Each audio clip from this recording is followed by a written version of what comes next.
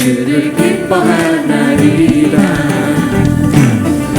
주의 이름 높이며 주를 찬양하나이다. 나를 구하러 오신 주를 기뻐하나이다. 하늘 영광 버리고 이 땅 위에 십자가를 지시고 죄사함의 무덤에서 일어나 하늘로 올리셨네. 주의 이름 높이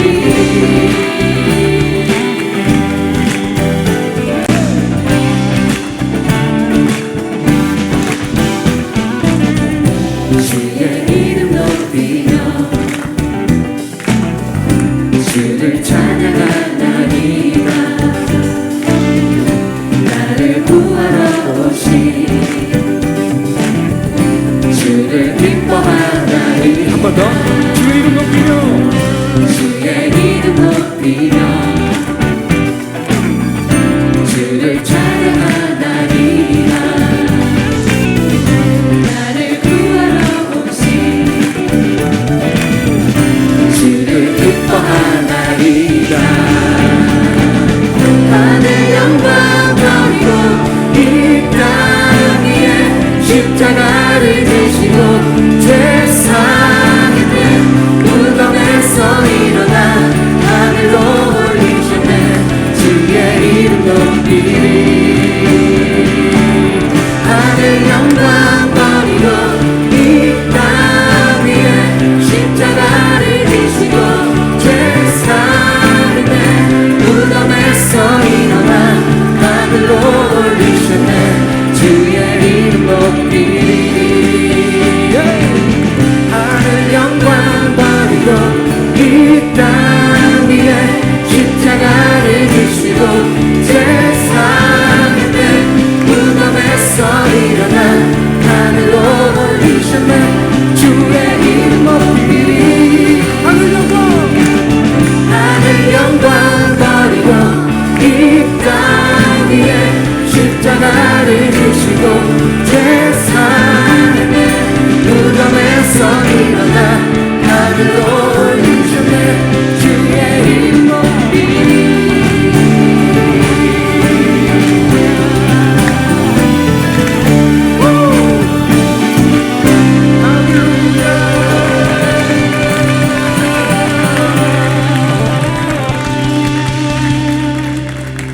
오늘 함께 나눌 말씀은요, 시편 71편 14절부터 24절까지입니다.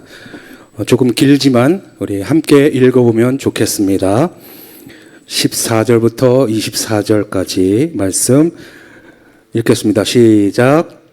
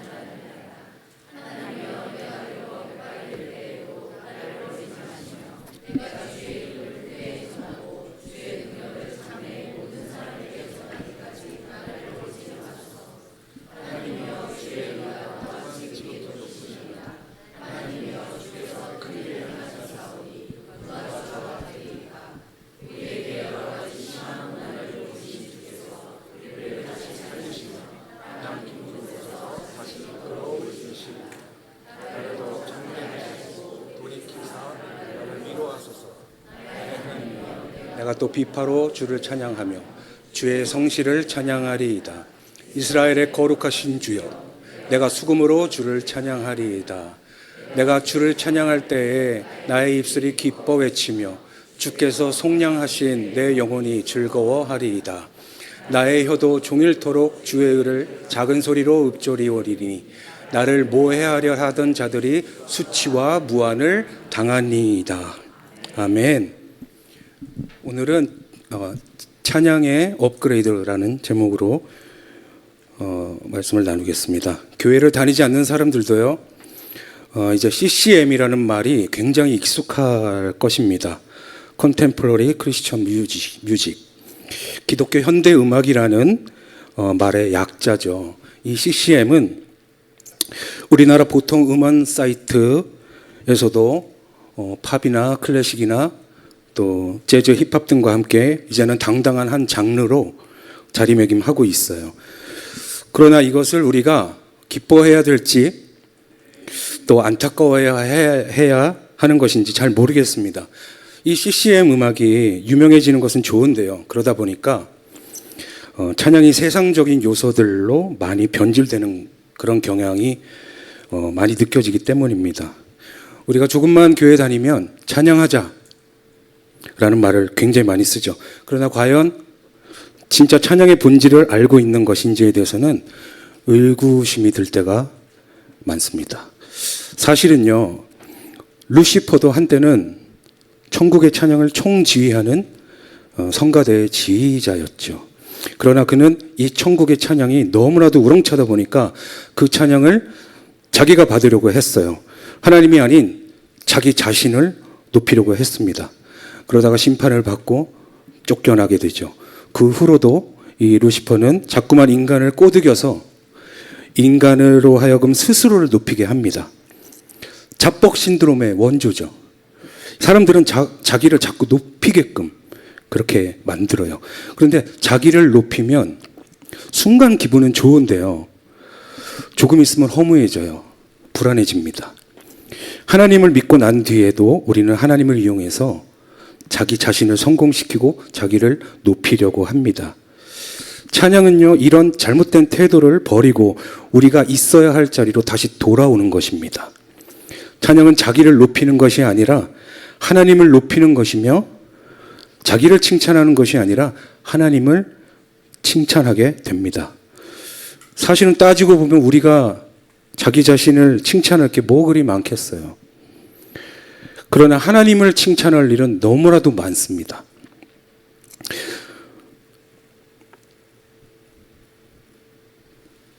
그런데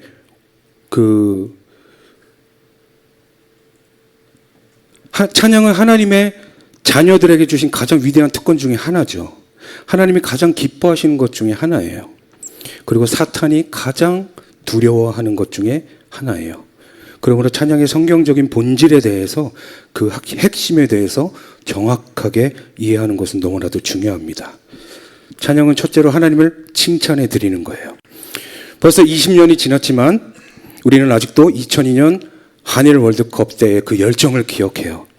온 나라가 한 달 동안 축구 얘기만 했어요. 다들 객관적인 전력으로는 말도 안 되는 일이다. 우리나라가 그 유럽의 강호들을 차례로 꺾으면서 올라가는 것이 홈그라운드 이점을 너무 많이 활용했다. 또 심판의 판정에 어긋났다. 한국 선수들의 도끼가 너무 세다. 어쨌든 계속 이겼다는 게 중요한 거죠. 그래서 우리가 한 달 동안 내내 TV 옆에서 또 광화문 광장, 시청 앞으로 나와가지고 목이 쉬도록 소리 지르고 우리 선수들의 플레이 하나하나를 보면서 그 아슬아슬한 골을 넣을 때마다 박수를 치면서 일어나서 환호성을 보냈죠. 저도 경기가 있을 때마다 시청 앞으로 나갔습니다. 좋은 자리를 선점하기 위해서 몇 시간 전부터 가서 또 줄을 서고 오늘은 어떻게 응원할까, 어떤 춤을 출까 고민하며 굉장히 오랜 시간을 기다렸고 또 그 시간을 즐겼어요. 전혀 지루하지가 않았죠. 왜냐하면 내가 기대하니까.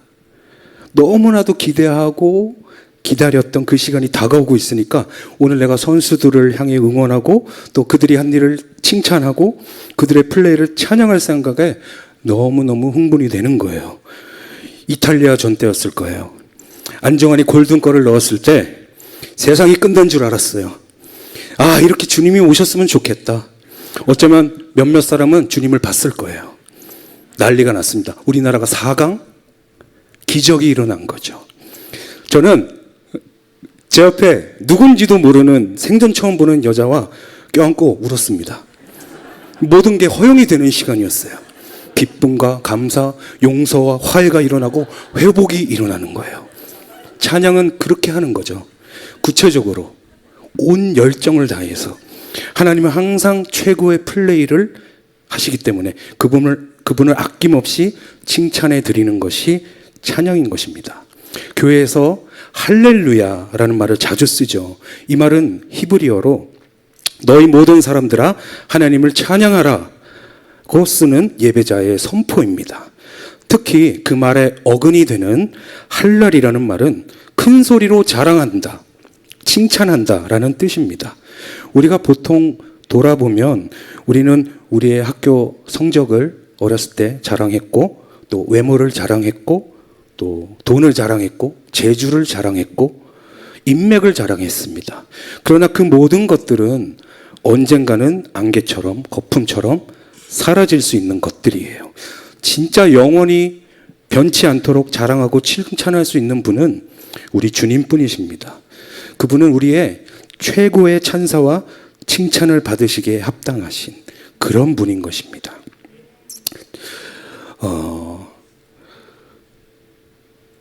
하나님을 칭찬할 일이 너무나도 많다 그랬죠. 그런데 우리는 왜 2002년 한일 월드컵 때의 그 열정의 반의 반도 하나님을 찬양할 때 내지 못할까? 왜 세상 가수들의 콘서트장에서 발휘하는 열정보다 못할까요? 예배를 인도하면서 보면 어떤 성도들은 정말 하나님을 칭찬하며 열정적으로 박수를 치며 찬양하는 사람이 있는가 하면, 여러분 오해하지 마십시오. 저희 교회를 말하는 것이 아닙니다. 어떤 사람은 이러고 있습니다.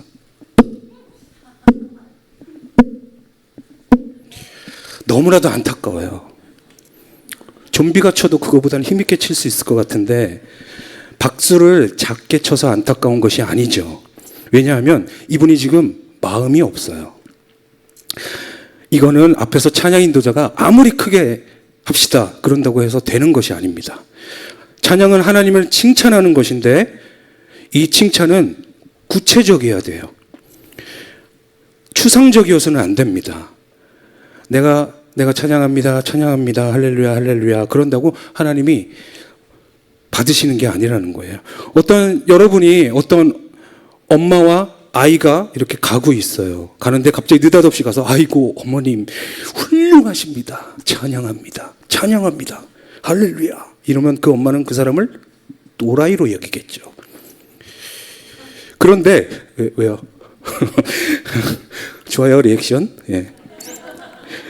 그런데 그 엄마에게 여러분들이 이제 가서, 사실은 제가 이 아이의 선생님인데 지난주에 학교에서 팀별 숙제를 내줬습니다. 그런데 이 아이가 자기 것만 잘하는 것이 아니라 잘 못하는 친구들을 얼마나 잘 도와주고 또 이렇게 옆에서 같이 이렇게 협력해서 응원해주고 하든지 제가 정말 감동 많이 받았습니다. 어머님 정말 훌륭한 아들 두셨어요. 어머님 정말 마음이 예쁜 딸을 두셨어요. 제가 찬양합니다, 칭찬합니다 이런 말을 한마디도 안 했지만 이 엄마는 그 말을 듣는 순간 정말 하늘을 날고 싶었을 거예요. 그렇지 않을까요? 그게 찬양이에요. 구체적이고 아주 핵심을 찌르는 거죠. 여기서 뭐가 다를까요? 첫째는 내가 그 아이의 선생님이라 그랬잖아요. 관계가 있어요. 나는 그 아이와 관계가 있어요. 그 엄마와 관계가 있어요. 찬양을 하려면 서로를 깊이 아는 관계가 있어야 돼요. 예수의 보혈로 거듭난 하나님의 자녀가 될 때 우리는 하나님과의 관계가 생기죠. 나를 모르는 사람이 나를 찬양할 때 정말 이상합니다. 그러나 예수의 보혈을 통해서 구원받은 자녀가 하나님을 찬양할 때는 기분이 정말 좋습니다. 그래서 하나님의 자녀가 된 뒤에 우리는 깊이 말씀과 기도를 통해 하나님을 더 깊이 알아야 되는 거예요. 왜냐하면 우리는 하나님을 아는 것만큼만 그분을 찬양할 수가 있기 때문이에요. 구체적으로 깊이 있게 찬양할 수 있는 사람은 하나님과의 교제를 통해서 하나님을 아는 지식이 풍성한 거죠. 시편 22편 25절을 함께 읽겠습니다. 시작. 큰 회중 가운데서 나의 찬송은 주께로부터 온 것이니 주를 경외하는 자 앞에서 나의 서원을 갚으리이다. 나의 찬송은 주께로부터 온 것이니, 이게 영어 표현을 보면요, 당신으로부터 내 찬양의 테마가 옵니다. 그러니까 큰 회중이 같이 찬양을 하는데 날마다 주님과의 교제를 통해서, 삶을 통해서 하나님을 체험한 사람은 찬양의 테마가 오는 거예요. 감동을 느끼는 거예요. 그 사람은 시키지 않아도 박수를 치며, 일어나라고 하지 않아도 일어나며 뛰면서 찬양을 할 수가 있는 것이죠. 찬송은 우리의 간증에 옷을 입힌 것과 마찬가지입니다. 음악이라는 옷을 입힌 거예요. 기독교 찬양에서는 항상 그래서 가사가 먼저 있고 나서 음정과 박자가 있습니다. 초대교회 때는 시편 전체가 찬송가였어요. 시편을 가지고 거의 모인 사람들이 어떨 때는 카타콤에서 그냥 무반주로 아카펠라로 부르는 거예요. 그러면은 같은 시편 23편을 찬양으로 불러도 음정과 박자는 항상 때에 따라서 달라져요. 상관없습니다. 중요한 것은 그 가사를 통해 전달되는 간증이에요. 하나님을 통해서 인생이 변한 개인의 경험이 있어야 되는 거죠. 이것만 있다면 같은 가사를 가지고 한국에서 타령으로 부르든 아프리카에서 북하나로 리듬으로만 불러도 상관이 없는 거죠. 중요한 것은 이 내 가슴 속에 체험한 하나님이 있어야 된다는 거예요. 그걸 터뜨리는 게 찬양입니다. 그래서 찬양에 있어서 음악적인 탁월함은 있으면 좋지만 영적인 깊이에다가 뿌리를 두고 세워져야 되는 거예요. 깊은 영성이 없이 음악적인 탁월함만 추구한다면 그것은 마치 기초공사를 하지 않고 건물을 올리는 것과 또 마찬가지입니다. 올라갈수록 불안해요. 오늘날 너무 많은 찬양 워십팀의 이 문제는 음악적인 탁월함과 어떤 세련미에 너무나도 신경을 쓴다는 거죠. 그래서 영적인 깊이가 너무 약하다는 거예요. 자기 찬양의 주인이신 하나님을 깊이 알아가려는 노력이 너무나도 부족합니다. 음악적으로 쿨하게 보여지려는, 사운드를 멋지게 만들려는 노력은 굉장히 많은데 정작 이것이 누구를 위한 것인가? 하나님을 위한 것인가? 아니면 듣는 이들을 위한 것인가? 저도 이 부분을 항상 고민하고 또 고민하고 매번 예배를 설 때마다 많은 생각을 하면서 이 자리로 올라옵니다. 오히려 세상 음악에서는 소울이 있어야 한다는 말을 자주 하잖아요. 그죠? 이 음악에는 소울이 있어야 돼. 흑인들의 재즈 음악이나 그런 음악에 소울이 있는 것은 그 흑인 영가에서 온 그 영혼을 움직이는 감동이 있다는 뜻에서 온 거예요. 오히려 세상 음악은 이제 기교가 아니라 영적인 감동이 있어야 된다고 합니다. 근데 진짜 영적인 감동에서 시작돼야 될 이 하나님의 찬양이 그게 없다는 거죠. 왜냐하면 하나님을 만난 체험이 없기 때문이에요. 그냥 내가 음악을 전공했고 뜻이 맞는 사람들끼리 이렇게 모여서 꿍짝꿍짝 해서, 그래서 하루에도 수많은 선교팀, 찬양팀이 생겨났다가 또 없어지고 생겨났다가 또 없어지고 이게 반복됩니다. 제가 속한 그 선교팀에서 있었던 일을 잠깐 소개하고자 합니다. 이 일을 돕기 위해 저희 선교팀에 대해서 짧게 소개하자면, 저희 선교팀은 국방부 군악대로부터 출발했어요. 그때 당시 국방부 군악대 하면 국내 최고 신성, 유망주, 최고 연주자들이 가는, 날고 기는 그런 사람들이 모인 곳이었어요. 국방부 안에는 교회가 있습니다. 국군중앙교회라는 교회예요. 그 교회 찬양팀이 전부 다 군악대 구성원들로 돼 있어요. 여러분, 국내 최고 신진 연주자들로 구성된 찬양팀 상상해 보신 적 있으세요? 저는 상상이 아니라 직접 봤습니다. 정말 그때의 그 충격은 잊을 수가 없어요. 지금은 이제 시대가 변하고 음악을 듣고 접하고 배울 수 있는 루트, 플랫폼들이 많이 발달했지만 그 당시 그런 것들이 전혀 없던 시절에 그 사람들을 영접했을 때의 그 충격은 말로 설명이 안 되는 거예요. 군대라는 곳이 말뚝을 박지 않는 이상 영원히 있어야 되는 곳이 아니죠. 그래서 이 사람들이 하나둘씩 제대를 합니다. 그래서 제대한 사람들, 이들의 재능을 썩히기에 너무나도 아까운 나머지 이들을 모아서 찬양팀을 구성해요. 그것이 저희 선교팀의 시작입니다. 참빛이라는 팀이고요. 저는 2003년도에 보컬로 합류했고 2023년 현재까지 20년이 되었는데요. 저는 이제 이들을 이끌어가는 리더가 되었어요. 자, 이제부터 진짜 일화가 시작됩니다. 저희 팀에 굉장히 유명한 드러머가 있었습니다. 황정관이라는 드러머인데요. 별명이 황목사예요. 왜 황목사냐? 장소 불문하고 복음을 전해요, 이 사람은. 그냥 그 학교 졸업 연주라 그러죠. 졸업 연주회인데도 그때도 막 복음을 전해요. 뭐 진짜 불특정 다수가 이렇게 모여 있는 곳에서 과감하게 복음을 전합니다. 그런 사람이에요. 그래서 별명이 황목사예요. 그런데 이 황목사가 미국 유학을 가게 됩니다. 드러머가 없는 상황이 된 거죠. 근데 마침 또 한 사람의 정말 유명한 드러머가 국방부 군악대 제대를 앞두고 있었어요.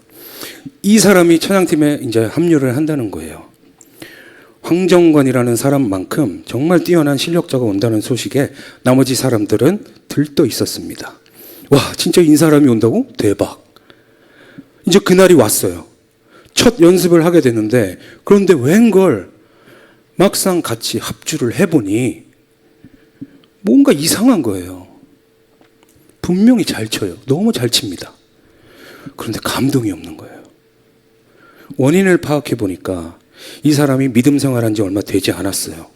하나님을 체험한 경험이 없었어요. 아무리 뛰어난 연주를 할지라도 그 안에 예수의 보혈, 하나님의 사랑이 없다 보니 정말 시끄럽게 울리는 꽹과리다라는 겁니다. 고린도전서 13장 1절의 말씀을 실제로 본 거예요. 시간이 한참 지나고 이 사람의 믿음이 어느 정도 숙성이 되고 하나님을 만난 자기 고백이 있고 나니까 그때서야 비로소 자기의 실력이 빛이 나더라고요. 작은 믿음의 씨앗이 정말 그 깊은 영성으로 뿌리 내려지니까 그때서야 자기 본 실력이 빛을 발하더라. 제가 오랜 시간 함께 하면서 직접 보고 경험한 일입니다. 또 하나의 예를 들면요. 오래전에 제가 정말 한국 당대의 최고 성악가가 낸 앨범을 들은 적이 있습니다. 그런데 이 성악가가 무슨 생각에서인지 정말 유명한 가곡들을 쭉 녹음을 하고 맨 마지막에 시편 23편 여호와는 나의 목자시니를 넣은 거예요. 아마 교회에서 특성도 돌면서 좀 팔라고 그랬던 것 같아요. 그런데 여러분 아시죠? 그 노래. 여호와는 나의 목자시니 내게 부족함이 없으리로다. 이런 노래예요. 유명한 노래죠. 그 노래를 듣는데 제가 정말 너무나 좋은 테너의 음성으로 너무나도 감동이 없는 그런 노래를 들었어요. 야, 그때 딱 알겠더라고요. 이 사람 예수 안 믿는 사람이구나. 시편 23편의 주인공이신 예수 그리스도를 모르는 사람이에요. 누굴 속이려고 그래? 하나님의 자녀들은 알아요. 네, 좋아요. 내 형제의 목소리를 우리는 안다고요. 여러분 딱 들을 때 느끼잖아요. 그죠? 우리 안에 흐르는 예수의 영이 서로에게 반응을 하는데 예수 안 믿는 사람이 성가대에 많이 껴있잖아요. 그러면 느껴요. 예전에 제가 다니던 큰 교회, 중고등부, 청년부 시절에 다니던 교회가 좀 큰 교회였어요. 성가대도 한 4-5개쯤 됐습니다. 규모가 크니까 외부에서 솔리스트들을 이렇게 데리고 옵니다. 관현악단도 외부에서 데려오고요. 약간의 페이를 이렇게 주고 데려오는 거죠. 물론 믿는 분들 위주로 이렇게 초청해서 데려오지만 쉽지 않잖아요. 사람 구하기가. 그래서 간혹 믿지 않는 분들을 데려오기도 합니다. 이런 분들의 솔로를 들으면 딱 느껴져요. 노래는 정말 잘하는데 감동이 없습니다. 간증이 없으니까 영적 감동도 없고 그런 사람이 찬양을 하면 하나님이 기뻐 받으시지 않는 거죠. 마지막 3번째 예는요. 이번엔 영상을 보여드릴 건데 정말 이들의 열정 하나만큼은 타의 추종을 불허합니다. 대단해요. 다만 이들의 열정이 누구를 향해 있는지가 중요한 건데요. 이것은 여러분들 각자의 판단에 맡길까 합니다. 우리 영상 틀어주세요. 불도 좀 꺼주시고요.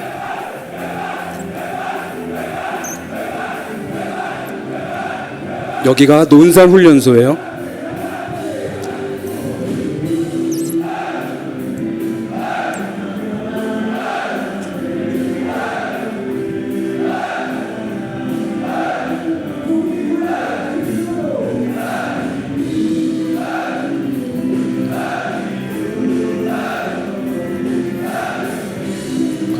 이때 누군가가 명령합니다. 파도 타기를 명령해요.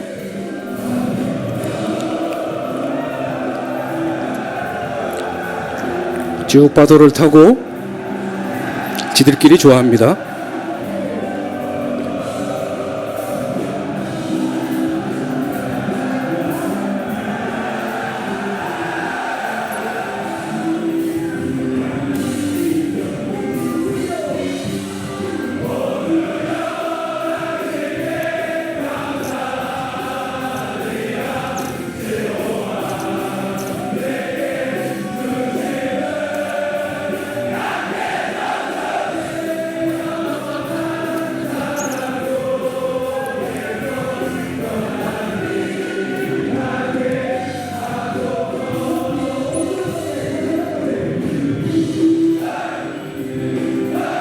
이거는 뭔지 모르겠네요. 무슨 의미일까요?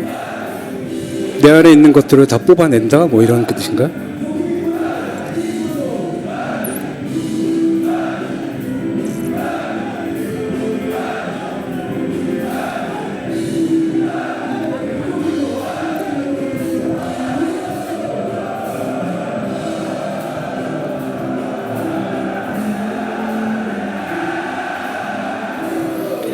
여러분 저기 오른쪽 끝에 보면 가만히 앉아서 있는 사람들 보이시죠? 자, 오른쪽 끝에 이렇게 보면 가만히 있는 사람들이 보입니다. 저 사람들은 갓 신입, 갓 들어온 훈련소에 갓 들어온 사람들이에요. 그래서 나는 여기 어디인가, 나는 누구인가 지금 이러고 있는 거예요.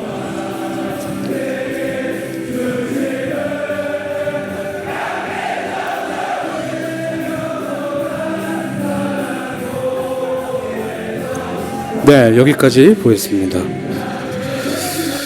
자, 여러분, 제가 이들을 뭐라고 하고 싶지는 않아요. 이들의 열정이 과연 누구를 향해 있는가? 네, 정말 몇몇 사람들은 정말 성령이 임해서 저러고 있을 수도 있겠죠. 네, 그건 잘 모르겠습니다. 자, 찬양을 뜻하는 또 하나의 히브리 단어가 자말이라는 단어가 있는데. 이 말은 악기와 노래를 총동원해서 내가 동원할 수 있는 모든 수단을 다 동원해서 주님을 찬양한다라는 뜻입니다.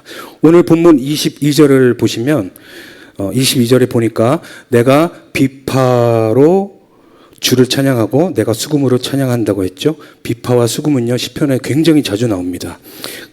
그래서 그 당시 비파와 수금은 요즘에 기타나 뭐 하모니카 혹은 키보드처럼 가장 휴대하기 쉽고 가장 많이 보편화되었던 그 당시의 악기였을 거예요. 그래서 다윗은 항상 갖고 다녔어요. 비파와 수금을. 틈만 나면 찬양하는 거예요. 다윗에게는 찬양 시간이 따로 정해져 있지 않았습니다. 그냥 빈 시간을 그냥 찬양하는 거예요. 시편 150편에 보면 더 다양한 악기들이 동원되는 것을 볼 수가 있습니다. 우리 지난 수요일에 찬양 불렀죠? 시편 150편 3절에서 5절까지 함께 읽어볼까요? 시작.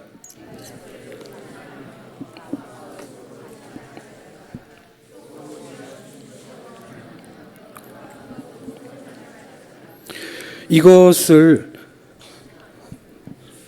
재금으로 찬양할지어다. 아멘. 이것을 다 취합해 보면은 현대식으로 재표현하자면 이런 거죠. 기타 치며 찬양하며 일렉 기타와 베이스 기타와 드럼을 치며 찬양할지어다. 피아노와 첼로와 바이올린과 플룻과 트럼펫과 트롬본으로 클라넷을 불며 찬양할지어다. 퉁소를 불면서 장구를 두드리면서 찬양할지어다. 테너로 찬양할지어다. 알토로 찬양할지어다. 베이스로 찬양할지어다. 호흡이 있는 것들은 다 할 수 있는 것은 총동원해서 여호와를 찬양할지어다. 옥합을 깨는 그런 여인이에요. 더 못 드려서 안 드린 거죠. 그런데 중요한 것은 우리 눈에 보이는 것을 총동원하라는 게 아니라 우리 영으로 찬양하라는 거예요. 찬양하라 내 영혼아. 유명한 찬양이 있죠. 저는 그 찬양 후렴을 부를 때 굉장히 찔립니다. 내 속에 있는 것들아 다 찬양하라. 내 속에 있는 것들아. 내 속에 있는 것들이 다 찬양할 만한 것은 아니죠. 여러분 속에 형제를 향한 미움이 있는데, 분노가 있는데, 욕심이 있는데, 그것들이 다 찬양할 만한 것들이냐는 거죠. 중요한 것은 우리가 립서비스 하면 안 되는 겁니다. 우리가 보통 성가대나 찬양팀이 찬양할 때 음정이나 박자가 틀리면요, 벌써 성도, 옛날에 음악적으로 한가닥 하신 성도님들은 벌써 표정이 안 좋아요. 눈이 돌아가 있어요. 그 교회, 큰 교회들은 성가대끼리도 경쟁을 합니다. 오늘 2부가 후렴 중간 부분이 약간 플랫이었어. 음을 못 잡네. 음을 못 잡아. 1부가 소리는 좋은데 박자가 안 맞아요. 그걸 못 맞추네. 어느 교회인지 제가 말씀은 드릴 수 없지만 진짜 대단한 성가대를 보유한 교회가 있어요. 아마 한국 교회 중에서 가장 뛰어난 성가대가 아닐까 생각이 됩니다. 얼마나 대단한지 성가대 전원이, 성가대 모두가 성악가들도 후보 선수일 만큼 오디션이 얼마나 빡센지 목사님도 앉아서 성가대 자랑밖에 안 해요. 교회도 성가대를 위해서 존재하는 것 같아요. 그런데 그 성가대에서 특히 예민한 문제는 매주 헌금송을 솔로가 하는데 그 헌금송을 돌아가면서 이제 한 명씩 하죠. 이게 그 주의 스캔들이에요. 김 집사 요새 소리 같네. 안 되겠다. 교수 자리 좀 힘들겠는데. 이런 헌금송이 너무 중요한 거예요. 그런데 이들의 평가 기준은 이게 플랫이냐 아니냐, 이게 소리가 좋으냐 안 좋으냐, 그거예요. 아무도 찬양 부르는 김 집사의 하나님과의 깊은 관계에 대해서 말하는 사람은 아무도 없습니다. 거길 통해서 느껴지는 하나님의 영광을 말하는 사람이 없어요. 성령의 감동을 말하는 사람은 없어요. 우리 찬양팀에게 제가 사과를 하고 싶네요. 제가 맨날 지적하거든요. 가끔씩 노력하다가 음정이 안 좋을 수 있죠. 죄송합니다. 박자도 틀릴 수 있죠. 그러나 하나님이 중요하게 생각하는 건 우리의 영혼의 상태죠. 그런데 우리는 하나님이 중요하게 생각하는 것은 관심을 가지지 않고 하나님이 별로 중요하지 않게 생각하는 건 너무나 목숨을 걸고 있는 게 우리의 찬양의 문제입니다. 주님, 우리의 마음을 열어서 성령의 불이 우리의 마음을 사로잡게 하십시오.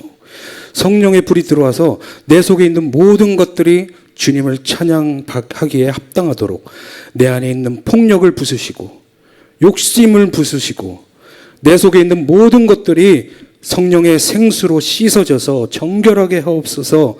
이것이 찬양을 준비하는 자의 마음가짐입니다. 그래서 주님을 찬양하며 예배한다는 것은 두렵고 떨리는 특권이에요. 여러분은 목소리로 찬양하기 전에 영으로 찬양해야 하는 것입니다. 그래서 우리 성가대와 찬양팀이 그렇게 열심히 기도하는 거예요. 기도 많이 하겠습니다. 하나님을 그렇게 기도와 말씀으로 더 깊이 체험하게 될 때, 그래서 성령께서 내 안에 오셔서 내 안에 더러운 것들을 해부시키시고 씻어 나가게 될 때 우리는 하나님의 영광을 볼 수 있는 눈을 갖게 되는 겁니다. 그때부터 찬양거리가 생기게 되는 거예요. 우리는 하나님이 큰 일을 행하지 못하셔서 찬양 못하는 게 아니라 하나님이 하시는 일들을 우리가 지금 못 보고 있기 때문에 찬양하지 못하는 거예요. 그러나 믿음이 자라나고 영성이 깊어지면 그걸 보기 시작하는 거예요. 전에는 그냥 우연이라고 생각했던, 당연시 여겨졌던 것들이 이제는 하나님의 역사라는 것을 보게 되는 거예요. 아름다운 노을을 보면서 밤하늘에 반짝이는 별들을 보면서 이것이 하나님의 작품이라는 것을 보기 시작하는 겁니다. 가망 없다고 생각했던 그 사람들이 변하기 시작하는 것을 보면서, 부부관계가 좋아지는 것을 보면서 우리는 하나님의 살아계심을 알게 됩니다. 세계 유일 분단 국가에서 이렇게 부족함 없이 평화롭게 살고 있는 것을 보면서 하나님이 이 민족을 지키시고 보호하시는 손길을 느낄 수가 있는 겁니다. 우리는 찬양하지 않고는 견딜 수가 없게 되는 거죠. 운전하면서, 밥 먹으면서, 커피 마시면서, 설거지하면서 흥얼거리는 노래들이 이제는 트로트가 아니라, 가요가 아니라 찬양이 나오는 거죠. 시편 150편 마지막에 보면 호흡이 있는 자마다 여호와를 찬양하라고 했습니다.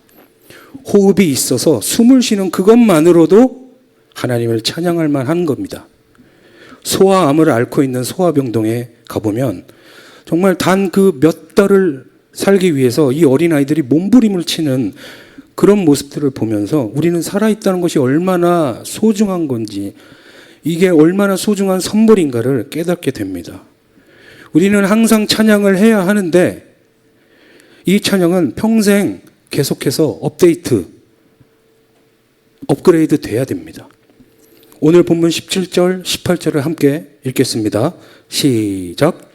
하나님이여 나를 어려서부터 교훈하셨으므로 내가 지금까지 주의 기이한 일들을 전하였나이다. 하나님이여 내가 늙어 백발이 될 때에도 나를 버리지 마시며 내가 주의 힘을 후대에 전하고 주의 능력을 장래의 모든 사람에게 전하기까지 나를 버리지 마소서. 시편 기자가 어려서부터 찬양해서 늙어 백발이 될 때까지 하게 해달라고 주님 앞에 기도하는 거예요. 늙어서 백발이 될 때까지 끊임없이 찬양하면서 가겠다는 거죠. 사실 우리나라에서 20대부터 60, 70대까지 이렇게 섞여서 노래하는 곳이 교회 말고 또 있을까요? 요즘 20대가 누가 어른들이랑 같이 섞여서 노래합니까? 어떤 어른들이 20, 30대랑 섞여서 합니까? 할 수 있는 곳은 유일하게 교회입니다. 주님 앞에서 우리가 다 어린애이기 때문인 거죠.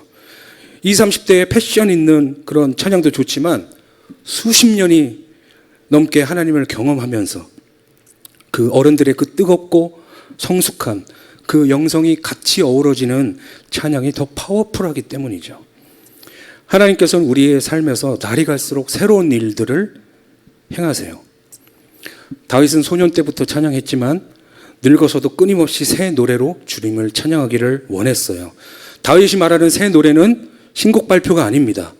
여기서 말하는 새 노래는 똑같은 노래이지만 다른 용어로 부르는 거예요. 왜냐하면 다윗은 살면서 날마다 간증이 늘어났어요.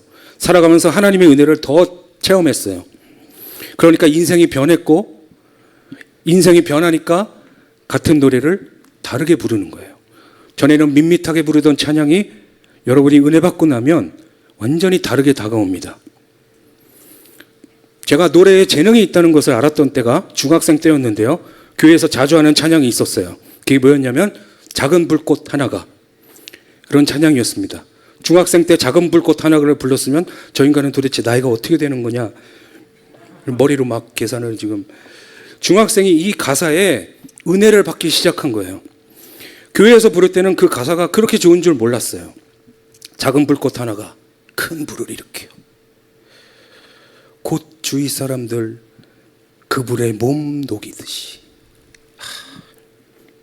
가사에 완전히 취해서 쭉 한 곡을 완창을 했는데, 완창을 하고 봤더니 어느새 온 가족이 제 방에 와서 앉아 있는 거예요. 어머니는 눈물을 흘리고 계셨고, 뭐 방송을 틀어놓은 줄 알았다는 둥, 노래를 이렇게 잘하는지 몰랐다는다, 뭐 난리가 났어요.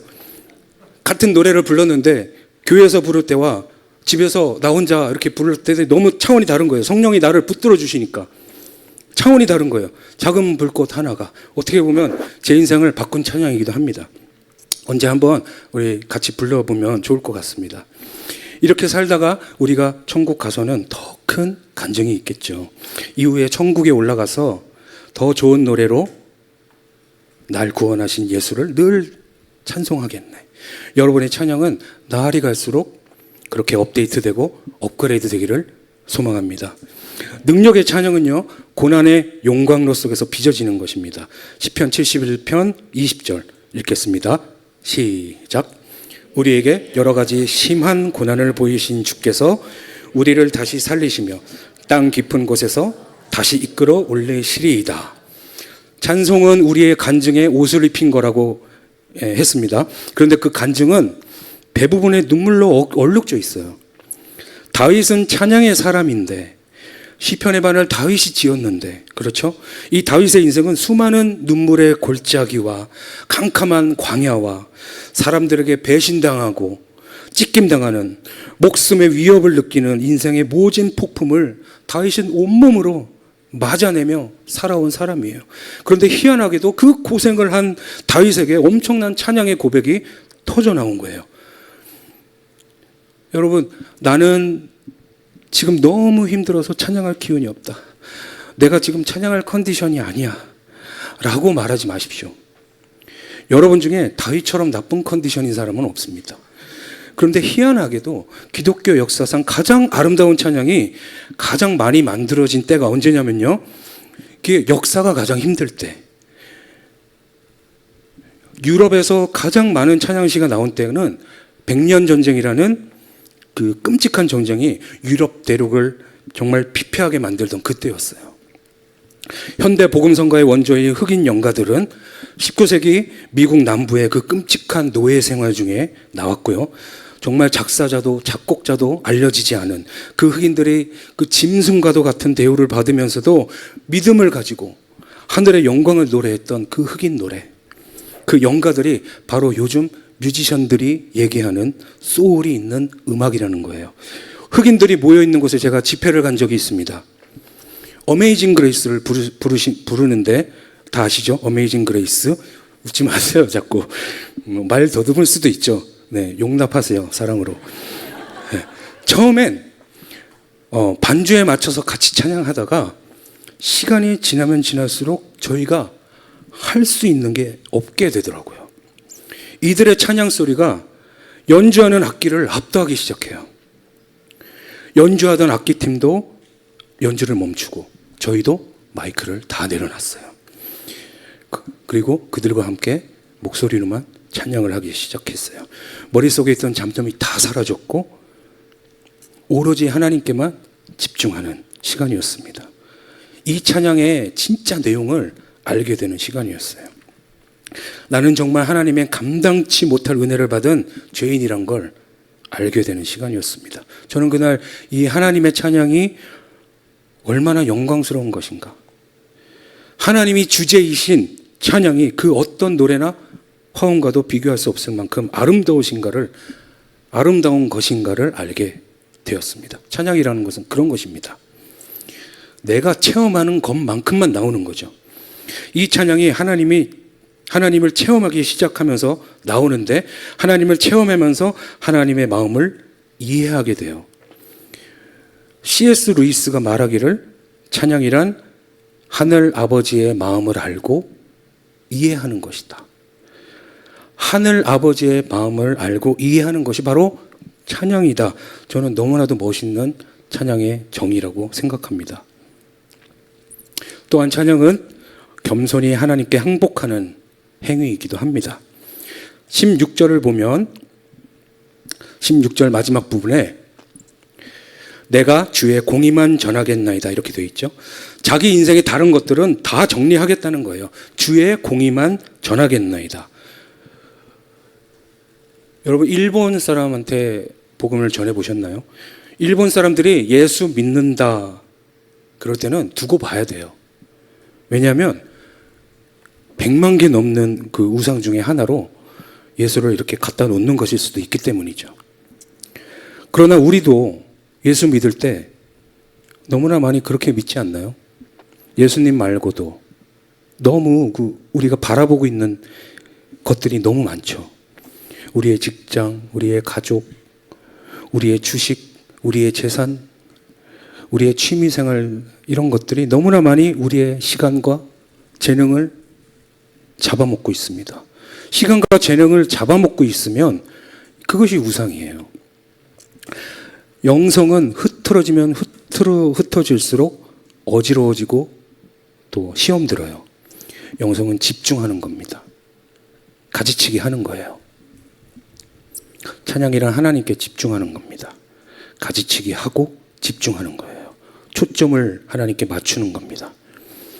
우리가 어렸을 때 돋보기로 종이 태울 때 이렇게 태양열을 초점 맞춰서 이렇게 집중시켜야 되잖아요.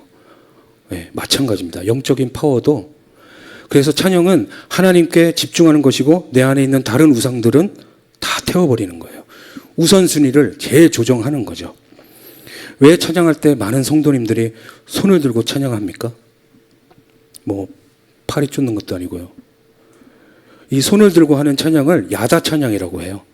야다 찬양이란 말은 항복하는 거예요. 완전히 패배했을 때 두 손을 딱 드는 거죠. 그리고 항복하면서 나를 굴복시킨 새 주인을 높이는 겁니다. 그래서 우리는 이렇게 손을 들기도 하고 또 이렇게 손을 들기도 합니다. 이렇게 손을 드는 것은 내가 하나님한테 항복한다는 것이고요. 이렇게 손을 드는 것은 내가 항복한 그분에게 기쁜 마음으로 그분을 새 주인으로 높여드리는 겁니다. 그래서 여러분들이 이렇게 손을 드냐, 이렇게 손을 드냐에 따라서 요즘 여러분들의 상태를 짐작할 수가 있는 거죠. 주님, 난 다스려 주시옵소서. 내가 나를 다스리려고 했을 때 모두가 실망뿐이었습니다. 나는 돈을 믿었고 내 인맥을 믿었지만 아무도 나를 도와주지 않았어요. 이제 항복합니다. 주님, 저를 다스려 주십시오. 그래서 너무나도 기쁘게 찬양하는 겁니다. 항복하는 거예요. 야단은 신나게 손을 드는 거예요. 하나님 앞에서 항복하면서 내 인생의 다른 우상들을 버리면서 하나님께 집중하겠다는 결단의 선포예요. 이것이 찬양입니다.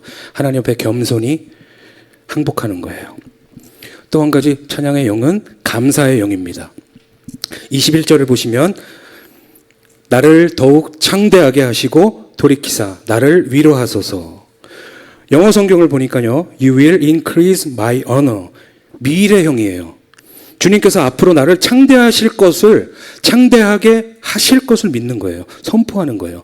아직은 아닌데 미래를 선포하는 거예요. 다윗의 시편을 보면 그런 표현이 굉장히 많습니다. 아직 자기는 광야에 있는데, 아직 자기는 목숨이 경각에 위협에 처해 있는데도 다윗은 왕이 되어서 천하 만국 앞에서 하나님께 영광을 돌릴 그날을 미리 선포하고 있는 거예요. 감사하고 있는 거예요. 이것이 찬양입니다. 사랑하는 여러분, 여러분의 상황이 너무 힘드니까 찬양할 수 없다, 감사할 수 없다, 그렇게 말하지 마십시오.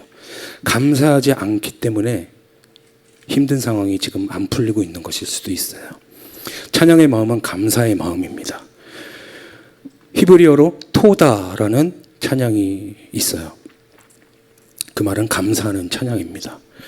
불평과 원망 대신에 여러분이 지금 꼬이고 답답하고 힘든 상황을 놓고 감사하기 시작하면 하나님께서 기적 같은 회복을 베풀어 주세요.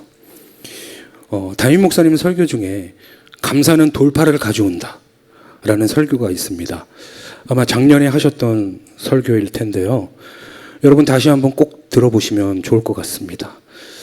제 기억에 강렬히 남았던 말씀이 있었는데요. 그게 뭐냐면 일어난 일에 집중하고 작은 일에 감사하라 였어요.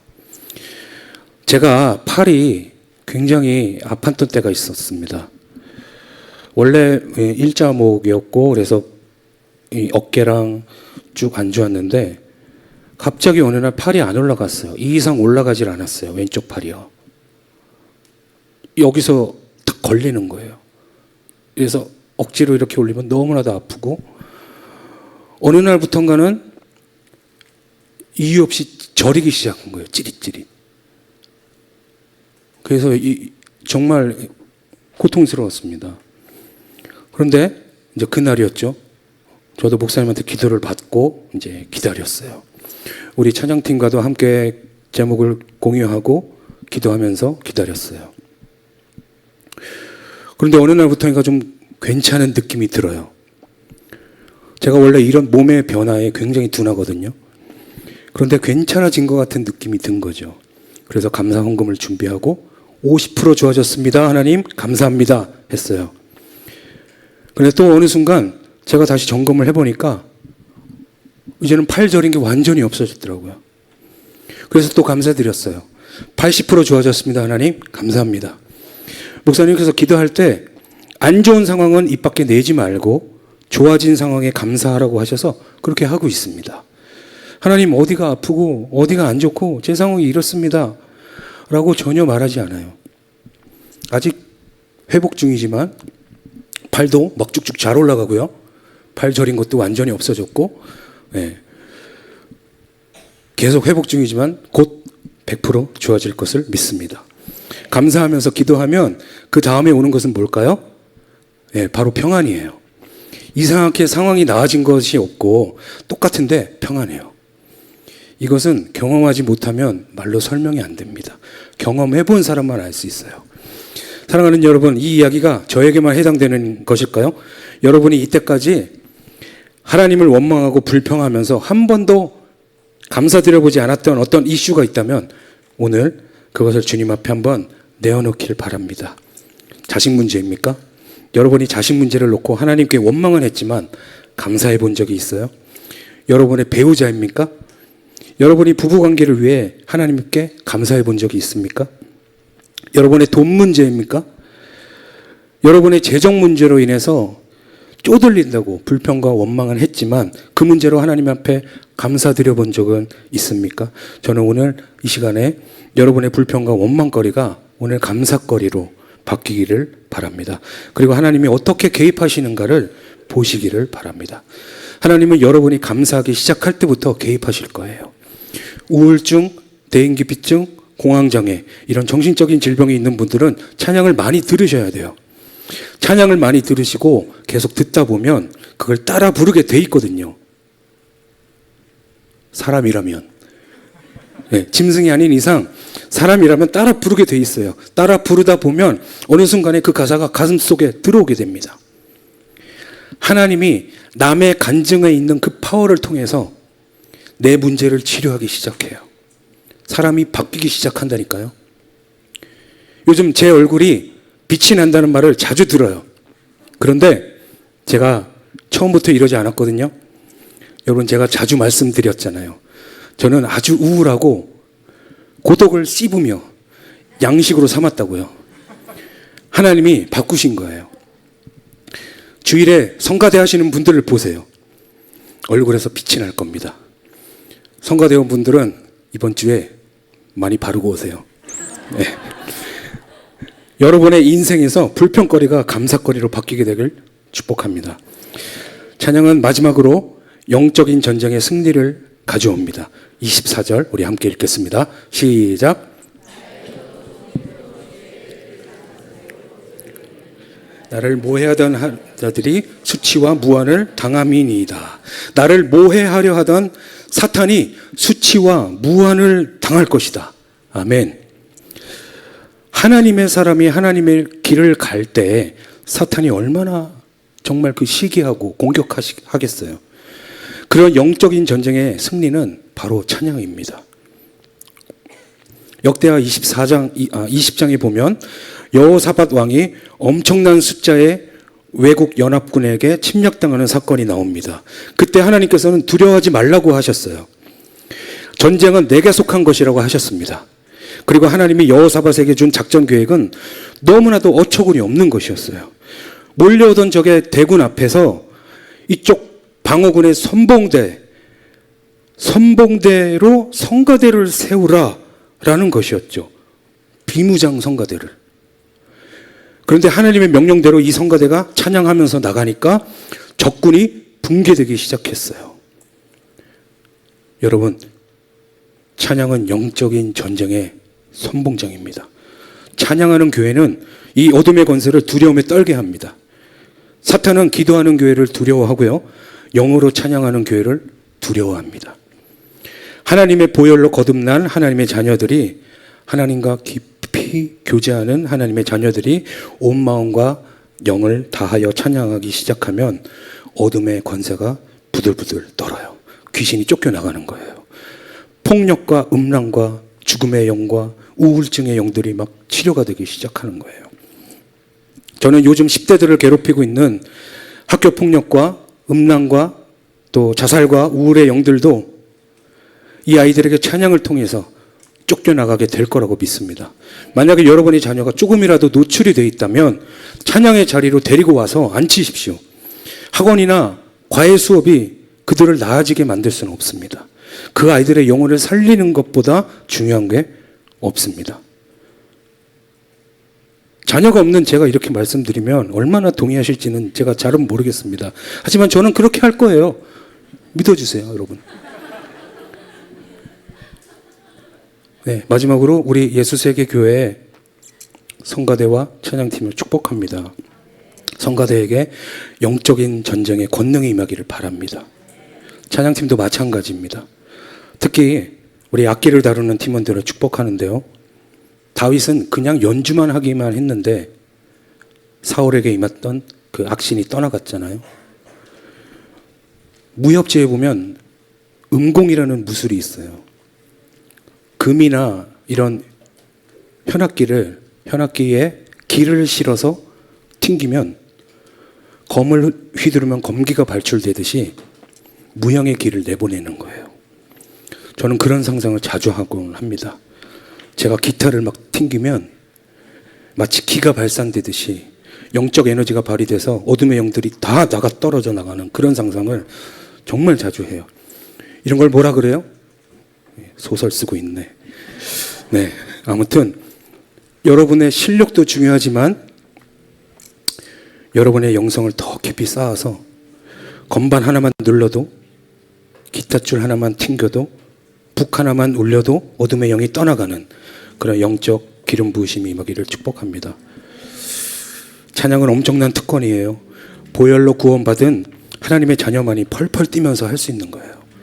이전에는 불평과 저주를 쏟아내던 나의 입술이 이제는 하나님께 찬양하는 입술이 되고, 이전에는 사람을 상처 주던 나의 손이 젓가락을 두드리면서 장단을 맞추면서 나의 손이 이제는 손을 들어 주를 찬양하는 영광의 손이 되었습니다. 이 찬양이야말로 우리가 하늘나라에서 드릴 예배의 핵심입니다.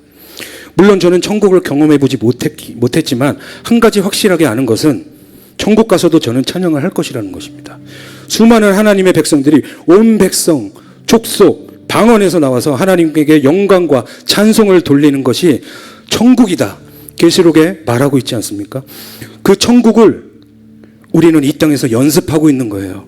그래서 짜증나고 힘들 때마다 찬양하며 살아가는 자에게 천국의 능력이 나오게 될 줄로 믿습니다. 호흡이 있는 자마다 여호와를 찬양할지어다. 기도하겠습니다. 우리 함께 다시 자리에 일어나셔서 기도하겠습니다. 사랑하는 하나님 아버지의 은혜를 감사합니다. 내가 자기 자신만을 높이고 찬양하며 살아왔던 우리가 이제 예수의 보혈로 거듭난 뒤에는 주 예수 그리스도의 이름만을 높이기를 원합니다. 내가 가진 모든 귀한 보배를 들여서 나의 가진 가장 뜨거운 열정으로 주님을 찬양하고 높이기를 원합니다. 불평거리가 찬양거리로 변하기를 원합니다. 우리가 찬양하는 사람, 감사하는 사람이 될 때 어둠의 영이 떠나고 영적 전쟁의 승리를 확보할 줄로 믿습니다. 주님 역사하여 주시옵소서. 우리에게 이 권능을 주시고 이 직분을 주신 하나님께 찬송과 영광을 올려드립니다. 할렐루야, 할렐루야. 우리 주여 한번 크게 외치고 기도합니다. 주여! 하나님 감사합니다. 아버지 하나님, 우리 가운데 감사의 영을 하나님 허락하여 주시옵소서. 찬양의 영을 허락하여 주시옵소서.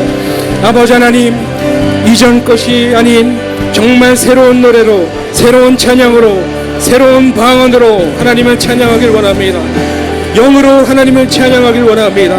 아버지 하나님, 우리의 실력이 아니라 하나님 우리의 영성이 더욱더 깊이 쌓여져서 하나님 뿌리 내려지고 하나님 그 위에 가지와 아버지 하나님 기둥으로 아버지 하나님 세워지고 아버지 하나님 우리의 실력으로 아버지 하나님 세워질 수 있도록 하나님 도와주시옵소서.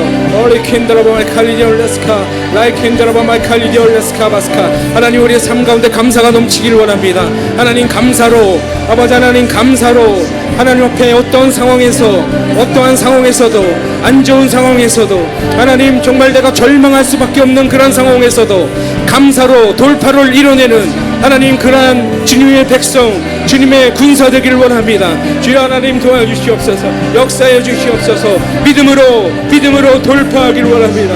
믿음으로 돌파할지어다. 감사로 돌파할지어다. 라이켄다라바 칼리디올레스카바스카 다왈리 켄다라바 마이칼디올레스 디아라 샤인다라바 마이칼디올레스카 라이디아라디아라바 마이칼디올레스카바스 올레 켄다라바 마이칼디올레스 카바스카 올레 켄다라바 마이칼디올레스카 라이디아라디아라바